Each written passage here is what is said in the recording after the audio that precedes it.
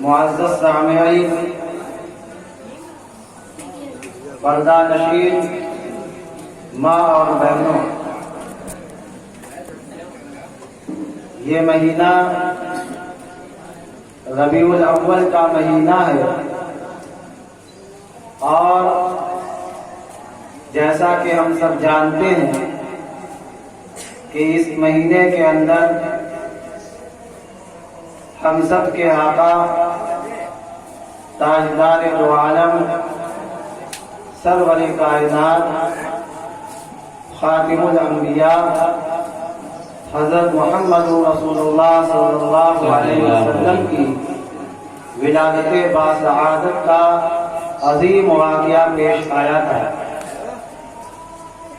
اور ساتھ ہی ساتھ یہ بھی ہم کو معلوم ہے کہ یہی وہ مہینہ ہے کہ جس کے اندر آپ صلی اللہ علیہ وسلم کی وفات کا غمناک اور المناک واقعہ بھی پیش آیا۔ اللہ تبارک و تعالی کی کیا مصلحت ہے اور کیا اس کے اندر حکمت پوشیدہ ہے کہ ہمارے آقا صلی اللہ علیہ وسلم کی ولادت کا اور وفات کا مہینہ ایک کر دیا، وہ اللہ تبارک و تعالی ہی بہتر جانتے ہیں۔ اس تعلق سے اس ماہ مبارک کے اندر سیرت پاک کے عنوان سے مختلف پروگرام کیے جاتے ہیں، یقیناً ہونے چاہیے، اور ہمارا تو یہ ایمان بھی ہے، عقیدہ بھی ہے کہ اللہ کے نبی صلی اللہ علیہ وسلم کی پاکیزہ سیرت اور آپ کی پاکیزہ زندگی کے تعلق سے اور آپ کی حیات طیبہ کو بیان کیا جائے، یہ بھی عبادت کے درجے میں ہے۔ اس لیے یہ ایک دو دن کی نہیں، یہ تو پورے سال چلنے والی چیزیں ہیں۔ اللہ کے نبی صلی اللہ علیہ وسلم رہتی دنیا تک اور قیامت تک کے لیے نبی بنا کر دنیا کے اندر بھیجے گئے، تو ہر زمانے کے اندر، ہر دنوں کے اندر، ہر مہینے کے اندر آپ کا ذکر خیر ہوگا، آپ کی سیرت بیان کی جائے گی۔ اسی تعلق سے اس محلے کے اندر بھی یہ پروگرام پچھلے کئی سالوں سے لگاتار مسلسل ہوتا چلا آ رہا ہے، جس کے اندر حضرات علماء کرام تشریف لاتے ہیں اور اللہ کے نبی صلی اللہ علیہ وسلم کی مبارک سیرت اور آپ کی پاکیزہ زندگی اور آپ کی زندگی کے، آپ کی حیات کی مختلف شعبوں کے اور مختلف گوشوں کو قرآن و حدیث کی روشنی میں عوام الناس کے سامنے بیان کرتے ہیں۔ بیان کرنے کا مقصد یہی ہوتا ہے کہ ہمارے دل و دماغ کے اندر، ہماری زندگی کے اندر اللہ کے نبی صلی اللہ علیہ وسلم کی پاکیزہ سیرت آ جائے ہمارے سامنے، اور ہماری زندگی کے شب و روز اور ہماری زندگی کے لیل و نہار آپ صلی اللہ علیہ وسلم کی اتباع اور آپ کی سنت اور آپ کی نقل کرتے ہوئے گزر جائے۔ یقیناً مقصد یہی ہوتا ہے اور یہی ہونا بھی چاہیے۔ اسی کے اندر دنیا اور آخرت دونوں جہان کی کامیابی ہے۔ اس دنیا کی بھی کامیابی اور آخرت کی بھی کامیابی یہی ہے۔ اللہ تبارک و تعالی نے خود قرآن کے اندر فرمایا ہے، لَقَدْ كَانَ لَكُمْ فِي رَسُولِ اللَّهِ أُسْوَةٌ حَسَنَةٌ، تمہارے لیے تمہارے پیغمبر کی سیرت ایک بہترین نمونہ ہے، ایک بہترین اسوہ ہے۔ اگر تم اپنی زندگی کو گزارنا چاہتے ہو، اگر تم اپنی زندگی کو بہتر سے بہتر بنانا چاہتے ہو، تو آقا صلی اللہ علیہ وسلم کی سیرت تمہارے سامنے ہونی چاہیے۔ اور آج کا المیہ سب سے بڑا یہ ہے کہ ہم اپنے پیغمبر کی सीरत को उस दर्जे में नहीं जानते और ना पढ़ते हैं और ना इसकी ज़रूरत समझते हैं। हालांकि वो तो एक ऐसी चीज़ है कि जिसके बगैर आखिरत के अंदर नजात मुमकिन नहीं होगी। हमें तो पहले दर्जे के अंदर सबसे पहली कोशिश हमारी ये होनी चाहिए कि हम जो भी काम करें, जो भी अमल करें, हमारे सामने हमारे नबी की सीरत मौजूद होनी चाहिए। जिंदगी का कोई भी शोबा, जिंदगी का कोई भी ऐसा मरहला नहीं आता है जिसके अंदर हमारे नबी सल्लल्लाहु अलैहि वसल्लम की मुकम्मल सीरत और आपकी रहनुमाई, आपकी हिदायत, आपकी तालीमात मौजूद ना हो। पैदाइश से लेकर मौत तक, बल्कि मौत के बाद भी अहकाम और मसाइल हदीस के अंदर बयान किए गए। तो एक आदमी के लिए दुनिया के अंदर के आने के बाद जितने मराहिल उसके ऊपर आते हैं, चाहे वो बच्चा हो, बच्चा से जब बड़ा होगा जवान होगा, जवान से आगे बढ़ेगा तो अधेड़ होगा, और अधेड़ से आगे बढ़ेगा तो बुढ़ापे की उम्र को पहुंचेगा। इसी तरीके से बच्चियां हैं, वो कभी बच्ची रहेंगी और आगे चल के वो औरत बनेंगी, फिर माँ बनेंगी। इन सब के ताल्लुक से कोई एक ऐसा मरहला नहीं आता है कि जिसके बारे में आप सल्लल्लाहु अलैहि वसल्लम ने हिदायत और तालीमात न बयान की। बच्चों के ताल्लुक से भी आपकी हिदायत हदीस की किताबों के अंदर मौजूद है। गर्ज ये कि हम जिंदगी के अंदर जिस मरहले के अंदर भी हों, उस मरहले के अंदर आका सल्लल्लाहु अलैहि वसल्लम की बेहतरीन सीरत हमारे सामने मौजूद है। अगर एक बाप है तो आप अलैहिस्सलातु वस्सलाम भी तो 4 बच्चियों के बाप थे, और उन बच्चियों की आपने कैसी परवरिश की, फिर वो बड़ी हुई, जवान हुई, उनका आपने निकाह किया, उनके साथ आपका क्या सुलूक रहा, उनके साथ आपका क्या मामला रहा, वो सारी चीजें सीरत की किताबों के अंदर मिलेंगी।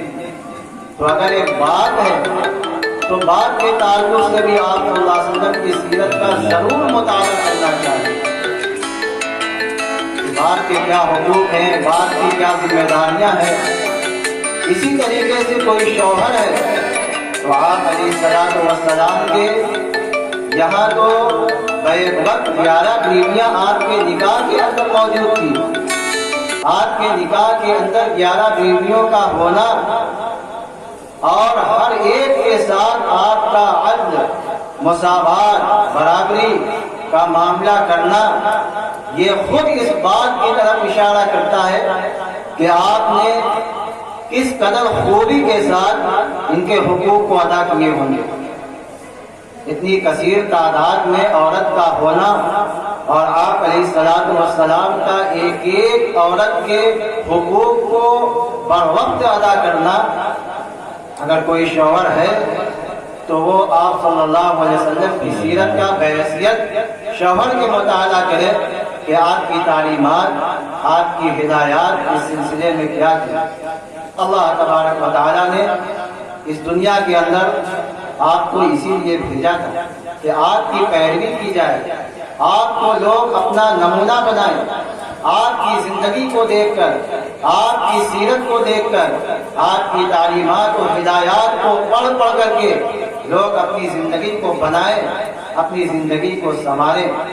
अल्लाह तबारक व तआला ने अल्लाह के पैगम्बर अलैहिस्सलातु वस्सलाम को जिस कदर नवाजा था, जिस कदर नवाजा था, वो आप भी जानते हैं। अल्लाह ताला ने आपको किस माहौल के अंदर भेजा, वो सब बातें आप जानते हैं। अल्लाह तबारक व तआला ने हम सबको मोमिन बनाया है, मुसलमान वाला बनाया है, और एक मुसलमान होने की हैसियत से हमारी क्या जिम्मेदारी बनती है। एक मुसलमान होने की हैसियत से हमारी क्या जिम्मेदारी बनती है, उसके ऊपर हमें तवज्जो रखनी चाहिए। کہ اللہ تعالیٰ نے اپنے خزانوں میں سے ایمان کی دولت سے ہمیں نوازا ہے۔ اس کائنات کے اندر اللہ تعالیٰ نے بے شمار مخلوق پیدا فرمائی ہے، اور ان تمام مخلوقات میں اللہ تعالیٰ نے سب سے اشرف، سب سے اعلیٰ انسان کو بنایا ہے۔ انسان کے اندر سمجھنے کی، بولنے کی، معاملات کو حل کرنے کی، حلال و حرام کے تعلق سے ہر ایک چیز کی تمیز ہوتی ہے۔ اس لیے انسان کو اشرف المخلوقات کہا جاتا ہے۔ تمام مخلوقات کے اندر سب سے اعلیٰ اور اشرف انسان کو کہا گیا۔ پھر اس انسان کے اندر بھی اللہ کے یہاں وہ بندہ بہت محبوب ہے جو ایمان والا بندہ ہے، جن کے دل کے اندر ایمان ہے، جو کسی پیغمبر کے اوپر ایمان لاتے ہیں۔ یہ سلسلہ تو حضرت آدم علیہ السلام سے چلا آ رہا ہے، اور سب سے آخر میں ہمارے آقا صلی اللہ علیہ وسلم تشریف لائے، لہذا آپ کے اس زمانے کے اندر آپ کے ماننے والے کو مومن کہا جائے گا، مسلمان کہا جائے گا۔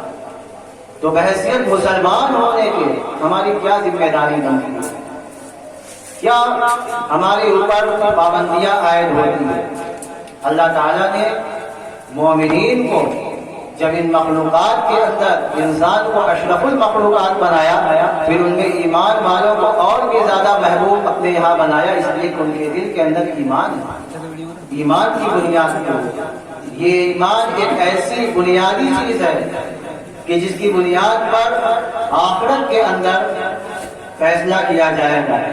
یہی ایمان ہونے کی بنیاد پر وہ تمام نعمتوں اور وہ تمام اعزاز و انعامات کا مستحق قرار دیا جائے گا جس کا وعدہ قرآن و حدیث کے اندر کیا گیا۔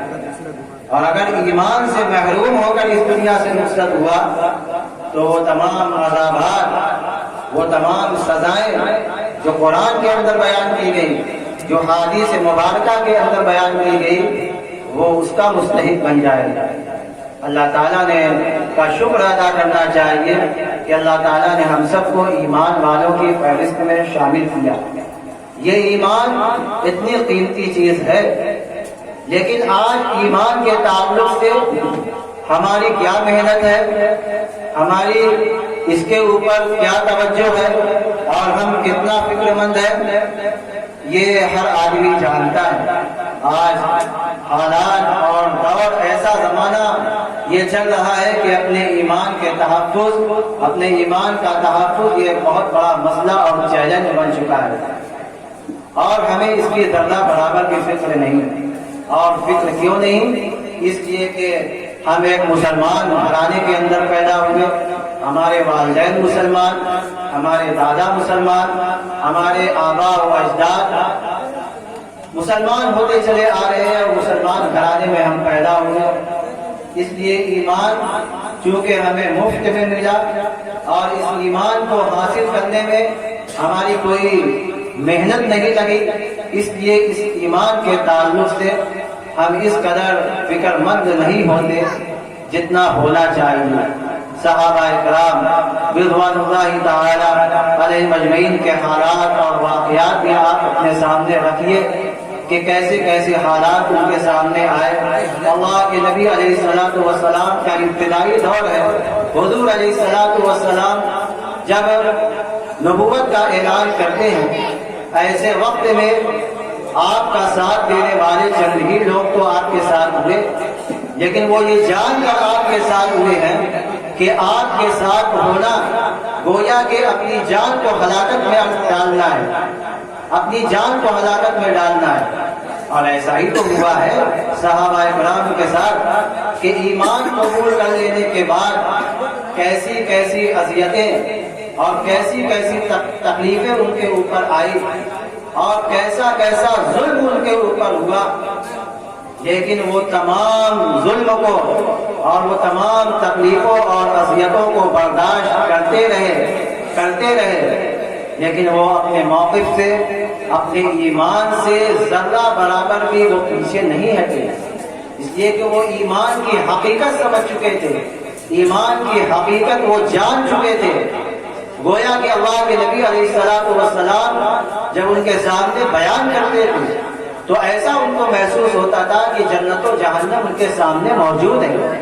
تو ایمان تو گویا وہ ان کے دل و دماغ کے اندر بالکل اترا ہوا تھا. اس لیے وہ تمام آزمائشیں، وہ تمام ظلم اور بربریت کا اپنے اوپر وہ سب کچھ برداشت کر رہے تھے. لیکن ایمان کے تعلق سے کوئی بھی سیرت کے اندر ایک واقعہ نہیں دکھلا سکتا صحابہ کی حیات کے اندر، صحابہ کے واقعات کے اندر کہ کیسی کیسی اذیتیں ان کے اوپر آئی، کیسے کیسے واقعات اور حالات ان کے اوپر آئے. لیکن ایک واقعہ کوئی بھی نہیں دکھلا سکتا کہ ان حالات کی وجہ سے، ان آزمائش کی وجہ سے، ان تکلیفوں اور مظلوم ہونے کی بنیاد پر انہوں نے اپنی اسلام کو چھوڑ دیا ہو اور ایمان سے وہ پھر گئے ہو، مرتد ہو گئے ہو. نعوذ باللہ، ایسا ایک واقعہ نہیں ہے. ایمان کی حقیقت ان کے دلوں کے اندر بیٹھ چکی تھی. اس لیے کہ ایمان کو حاصل کرنے میں انہوں نے بہت کچھ کھویا تھا. اپنی زندگی کا عیش و آرام، اپنی زندگی کی خوشیاں انہوں نے کھوئی تھی، اپنوں کو کھویا تھا، بہت ساری چیزوں کو کھویا تھا. اور ان ساری چیزوں کو کھو کر انہوں نے اسلام کو، ایمان کو پایا تھا. اس لیے ان کے سامنے ایمان کی اہمیت تھی. اور وہ اس زمانے کے مرد تو مرد، عورتیں بھی ایسی باہمت ہوا کرتی تھی. عورت تو اپنی بناوٹ کے اعتبار سے کمزور شمار کی جاتی ہے اور ہوتی بھی ہے.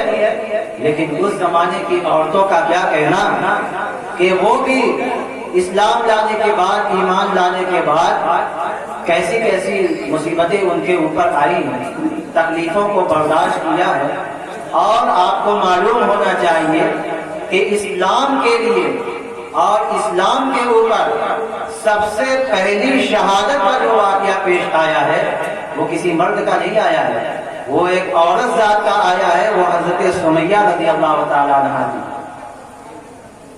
اسلام قبول کر لیتی ہے، ایمان لے آتی ہے. مکے کے سردار، مکے کے بڑے بڑے کفار اور مشرکین اپنی تمام طاقت جھونک دیتے ہیں ان کو اسلام سے پھیرنے کے لیے، اسلام سے پیچھے کرنے کے لیے، مرتد کرنے کے لیے اور اسلام سے ہٹانے کے لیے اپنی تمام طاقتوں کا استعمال کر دیتے ہیں. لیکن وہ ایک عورت ذات اپنے ایمان کے اوپر اس قدر مضبوطی کے ساتھ قائم رہی کہ جس کی تاریخ کے اندر مثال نہیں پیش کی جاتی. آج کی عورتوں کو، آج کی بچیوں کو، آج کے تمام مسلمانوں کو ان صحابہ کے حالات کے اوپر نظر رکھنی چاہیے جو ابتدائی دور کے اندر مسلمان ہوئے تھے. اور پھر کیسی شہادت حضرت سمیہ رضی اللہ تعالیٰ عنہا کی. اللہ اکبر. جبکہ اسلام کا یہ حکم ہے کہ اگر کسی عورت کے اوپر کوئی حد جاری کی جائے گی تو وہ کھلے عام میدان کے اندر نہیں جاری کی جائے گی. وہ لوگوں سے چھپ چھپا کر، بھئی عورت ذات ہے، وہ پردے میں رہنے والی چیز ہے.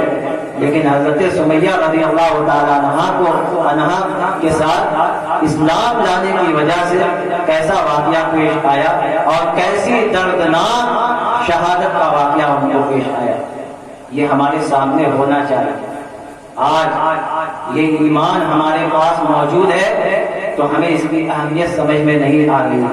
لیکن یہی ایمان کل میدان محشر میں ہماری کامیابی کا ضامن ہوگا. یہی ایمان اس دنیا کے اندر اپنے ایمان کے تحفظ اور اپنے ایمان کے بچاؤ اور اس کے لیے فکر مند اگر ہم رہیں گے تو یقیناً یہ آخرت کے اندر بہت بڑی کامیابی ہوگی. حالات اس وقت بہت تیزی سے بدل رہے ہیں اور آپ تو مجھ سے زیادہ بہتر جانتے ہوں گے کہ ملک کے حالات کیسے ہیں اور مسلمانوں کے ساتھ کیسے کیسے مسائل درپیش ہیں. بہت سارے مسائل ہیں.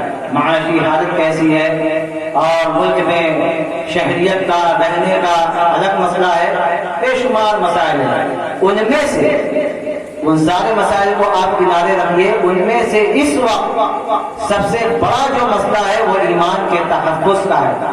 اور مخالفین اسلام اور دشمنان اسلام کا اس وقت سب سے بڑا ایجنڈا یہی ہے کہ مسلمان بچیوں کو اور مسلمان لڑکیوں کو اپنے محبت کے جال کے اندر پھنسا کر کے ان کو ایمان سے محروم کر دیا جائے اور ہمیشہ ہمیشہ کے لیے ان کو ایمان سے محروم کر کے ان کو ہمیشہ کے لیے اللہ کے عذاب کے اندر مبتلا کر دیا جائے۔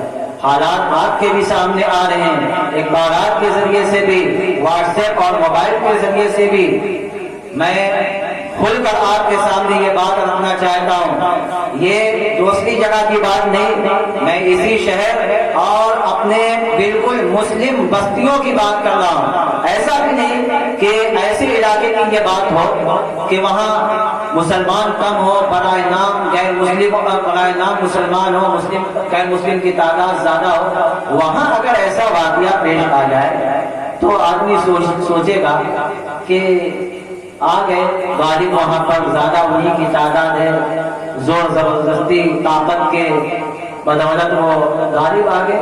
لیکن ایسی بستی کی بات میں کر رہا ہوں کہ جو بالکل مسلم بستی ہے، دور دور تک کہیں غیر مسلم کا نام و نشان نہیں ہے۔ آپ کے سامنے سب واقعات ہیں اور وہ غیر مسلم بچیاں غیر مسلموں کے ساتھ رشتہ جوڑ رہی اور تیار ہوتی چلی جا رہی ہیں اور ان کے ساتھ گھومنا پھرنا۔ اس وقت یہ ماحول بنا ہوا ہے، اس وقت یہ ماحول بنا ہوا ہے اور مخالفین اسلام اور دشمنانی اسلام کا اس وقت سب سے بڑا ایجنڈا یہی ہے کہ ان کو ایمان سے دور کر دیا جائے، ان کی بچیوں کو چھیڑا جائے، ان کی عورتوں کو ایمان سے رخصت دور کر دیا جائے۔ اس لیے میرے بھائیوں، میرے عزیزوں، یہ اس وقت کوئی دوسرا نہیں اٹھے گا، ہمیں خود اٹھنا ہے اور اپنے معاشرے کی، اپنے گھر کی حفاظت کی ذمہ داری ہمیں خود اپنے آپ کو کرنا ہے۔ اس لیے ان حالات کے اندر اللہ کے نبی علیہ الصلوۃ والسلام کی وہ حدیث آپ کو یاد ہونی چاہیے جس میں اللہ کے پیغمبر علیہ الصلوۃ والسلام نے مومنین کو خطاب فرمایا ہے اور یہ ارشاد فرمایا کہ الا کلکم راعٍ وکلکم مسئول عن رعیتہ، کہ خبردار، ہوشیار ہو جاؤ کہ تم میں کا ہر آدمی ایک ذمہ دار کی حیثیت رکھتا ہے۔ ذمہ داری بٹی ہوئی ہوگی، کوئی چھوٹے درجے کا ذمہ دار ہوگا، کوئی بڑے درجے کا ذمہ دار ہوگا، لیکن فرمایا کہ تم میں کا ہر آدمی ایک ذمہ دار آدمی ہے اور ذمہ دار ہونے کی حیثیت سے اس کے اوپر کیا ذمہ داری عائد ہوتی ہے اس کو معلوم ہونا چاہیے، اس کو سمجھنا چاہیے اور اس کو ایسے ہی آزاد نہیں چھوڑ دیا جائے گا۔ ذمہ دار بنا دیا تو بس آزاد، اب ہم تو ذمہ دار ہو گئے بھائی، اب ہمارا اشتہار پر نام آ گیا، اب ہم بڑے ہو گئے۔ نہیں، ذمہ دار ہو گئے تو کچھ کام کے ذمہ دار بنیے۔ کل قیامت کے دن اللہ تعالیٰ ان ذمہ داروں سے مواخذہ کرے گا اور سنے گا، جیسا کہ حدیث کے الفاظ بتلا رہے ہیں کہ وہ مسئول عن رعیتہ، کہ وہ کل قیامت کے دن ان سے سوال کیا جائے گا ان کی رعایا کے بارے میں، یعنی جن لوگوں کے بارے میں ان کو ذمہ دار بنایا ہے ان کے بارے میں کل ان کو سوال کیا جائے گا۔ اب ذمہ داری پھٹی ہوئی ہے۔ ایک بادشاہ ہوتا ہے، جیسے ملک کا بادشاہ ہے تو ملک کا بادشاہ تو پورے ملک کا ذمہ دار ہوگا، اس سے پورے ملک کی رعایا کے بارے میں سوال ہوگا۔ شہر کا ذمہ دار پورے شہر کا ذمہ دار ہوگا، محلے کا سردار اور محلے کا جو ذمہ دار ہوتا ہے وہ پورے محلے کا ذمہ دار ہوگا۔ گھر کا بڑا اور گھر کا ذمہ دار اور سرپرست یہ اپنے پورے گھر کا ذمہ دار ہوگا۔ تو جیسے ذمہ دار ہوں گے ویسے ہی ان سے سوال بھی کیا جائے گا کہ کل قیامت کے دن ان سے یہی سوال ہوگا کہ تم نے اپنی ذمہ داری کا حق ادا کیا تھا یا نہیں کیا۔ ذمہ دار تو بن گئے کہ بھئی اب ذمہ دار ہو گئے، اب کچھ کرنا تو ہے، ذمہ داری ہی ہونے کے بعد تو اب کرنا ہے۔ ایک گھر کا ذمہ دار اپنے ماتحتوں کے اوپر، اپنی پرورش میں پانے والے اپنے بچوں اور بچیوں کے اوپر، اپنے چھوٹے بھائی اور بہنوں کے اوپر مضبوطی کے ساتھ نگاہ رکھے اور ان حالات کے اندر ضرورت ہے اس بات کی کہ ہمیں ان بچوں اور بچیوں کو دینی تعلیم سے آگاہ کرنا چاہیے، دینی تعلیم، ایمان ان کو سکھلانا چاہیے، ایمان کی اہمیت ان کو بتلانا چاہیے، ایمان کی عظمت ان کو سکھلانا چاہیے، ایمان کے فوائد ان کو بتلانا چاہیے، ایمان کے اوپر اللہ کے یہاں کیا کیا وعدے ہیں اور اللہ کے یہاں کیا کیا نعمتیں اس کے اوپر ملنے والی ہے ان کو سنانا چاہیے، اور اس ایمان کے محروم ہو جانے کی بنیاد پر کیا کیا سزائیں ہوں گی، کیسے کیسے عذابات ہوں گے ان کو سنانا چاہیے، بزرگوں کے واقعات پڑھانا چاہیے، سنانا چاہیے، صحابہ کے واقعات ان کے حالات ان کو پڑھ کر سنانے چاہیے، نبی کے زندگی ان کی سیرت، نبیوں کے حالات، قرآن کے واقعات ان کے سامنے رکھنے چاہیے۔ لیکن آج ہمارے گھر اور ہمارا معاشرہ بالکل اس سے دور دور تک اس سے کہیں رشتہ نہیں۔ نبی کی سیرت ہے، نبی کی سیرت کے اوپر صرف جلسہ کرنا کافی نہیں ہوگا، سیرت کو اپنے سامنے رکھنا ہوگا کہ والدین ہیں تو ہمیں اپنے بچوں کے ساتھ کیسے رہنا ہے، ہمیں اپنے ان بچوں کو کیسے آخرت کے اندر محفوظ رکھنا ہے، ہمارا یہ بچہ جا رہا ہے تو کہاں جا رہا ہے، یہ موبائل لے کر بات کر رہا ہے تو کس سے بات کر رہا ہے۔ آج بچے مانتے نہیں ہیں، بالکل آزاد، سب سے آسان اور ہلکا جواب، سیدھا جواب، ارے وہ بچے ہیں کرتے ہیں، سنتے نہیں ہیں، بس وہ مان لے کرتے ہیں اسے۔ یہی جھوٹ اور یہی آزادی خطرناک واقعہ بن جاتی ہے۔ قبل اس کے کہ وہ واقعات ہمارے اور آپ کے ساتھ پیش آئیں، قبل اس کے کہ ہمارے اور آپ کے ساتھ وہ واقعات پیش آئے، اس سے پہلے ہمیں ہوش میں آنا چاہیے۔ اور اس وقت جو ماحول چل رہا ہے مسلم بچیوں کے ساتھ، ان کو اپنے ساتھ لے جانا، گھمانا پھرنا، اور پھر ایمان کی دولت، اور پھر ان کے ساتھ ظلم و زیادتی کرنا، اور پھر ایمان سے ان کو محروم کر دینا، یہ ایک مشن کے طور پر چل رہا ہے، مشن کے طور پر چل رہا ہے۔ میرے بھائیوں، میرے عزیزوں، مجھے بس یہی مختصر سی بات کرنی تھی کہ ان حالات کے اندر ہر آدمی ذمہ دار ہے۔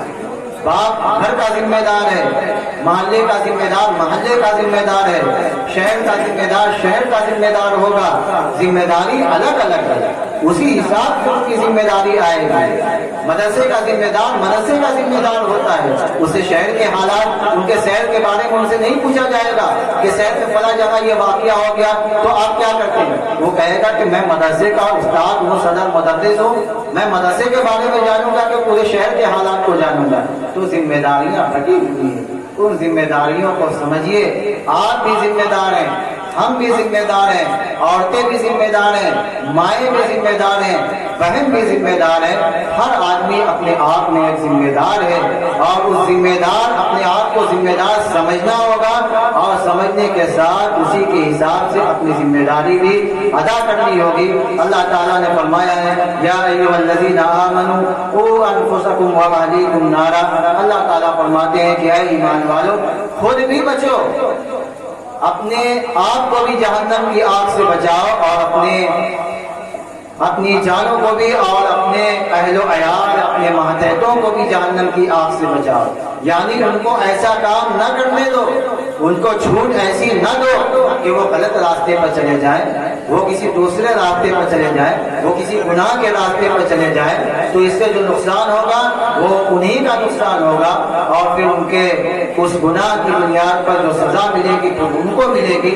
اسی لیے پابند بنایا گیا کہ خود بھی جہنم سے بچیے، آگ سے بچیے، اور اپنے اہل و عیال کو بھی اس آگ سے بچائیے۔ اسی لیے مجھے بس ایک بات کہہ کر آپ سے رخصت ہوں گا، میں اس پورے علاقے کے لوگوں کو ذمہ دار بنا کر کے آج چھوڑ رہا ہوں کہ اپنے معاشرے کے اوپر نگاہ رکھیے، اپنے معاشرے کے اوپر نگاہ رکھیے، گھر والے اپنے گھر کے اوپر، اسکول اور کالج میں ہم یہ کبھی نہیں کہتے ہیں کہ اسکول اور کالج کی تعلیم نہ دلانا چاہیے، لیکن دین کی تعلیم سے محروم کر کے تب ہم کہیں گے کہ ایسا نہیں ہونا چاہیے۔ کیوں؟ ایمان سیکھنے کی ضرورت نہیں ہے، نماز سیکھنے کی ضرورت نہیں ہے، جس کے اوپر ہمیشہ کی کامیابی ہے، کیا اس کو سیکھنے کی ضرورت نہیں ہے؟ کلمہ سیکھنے کی ضرورت نہیں ہے؟ نماز کے آداب، نماز کے فوائد، نماز کے فرائض اور اس کی سنت اور اس کے آداب، وضو کے فرائض اس کے آداب، غسل کے فرائض اس کے آداب، پڑوسیوں کے ساتھ کیا معاملہ ہونا چاہیے اس تعلق سے کیا سیرت کا مطالعہ نہیں کرنا چاہیے؟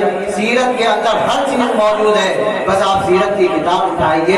آج ضرورت اس بات کی ہے، آج ضرورت اس بات کی ہے سیرت کا مطالعہ کیجیے، اور جس ذمہ داری کے اوپر آپ ہیں، پیغمبر علیہ الصلوۃ والسلام کی اس ہدایات کو آپ پڑھیے، ان تعلیمات کو آپ پڑھیے، اس سیرت کو اور اس زندگی کو آپ دیکھیے اور اسی سانچے میں اپنے آپ کو ڈھالئے، تبھی ایک اچھا معاشرہ وجود میں آئے گا اور ہم اپنی بھی اور اپنے نسلوں کی ایمان کی کو محفوظ کر پائیں گے، اور اس تعلق سے ہم ان کے لیے ایک بہترین ذریعہ بھی بنیں گے۔ اللہ تعالی ہم تمام لوگوں کو ان ہدایات کے اوپر مکمل طریقے سے اہتمام کے ساتھ عمل کرنے کی توفیق عطا فرمائے۔ وآخر دعوانا الحمدللہ رب العالمین۔